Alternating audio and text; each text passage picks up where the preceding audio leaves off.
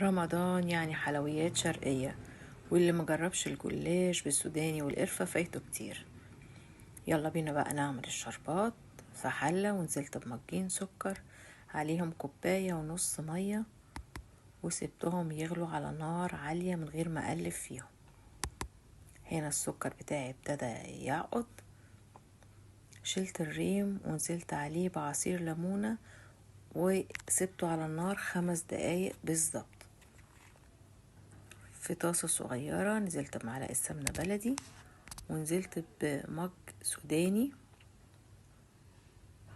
وفضلت أشوح فيه على نار هادية لحد لونه محمر. نزلت بقى في الكبة بتاعتي بالسوداني وعليه معلقتين قرفة وضربته ضرب خشن. ورقة الجلاش بتاعتي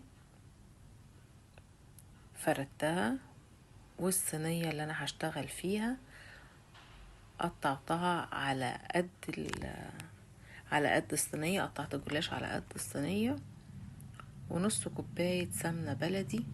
دهنت بقى أول طبقة بالسمنة كده، وبعدين نزلت بأول ورقة جلاش، ودهنت بالصينية تاني سمنة، ونزلت بورقة الجلاش التانية، وفضلت أكرر كده لحد ما خدت نص الكمية.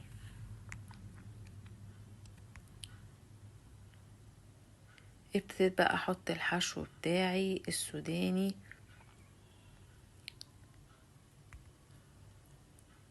اللي بالقرفة وجوده بقى، وابتديت اطبق تاني بقيت نص الكمية واغطيها. وده شكلها لما خلصتها. دخلتها على فرن ساخن 180، كان الشربات بارد، وده لونها.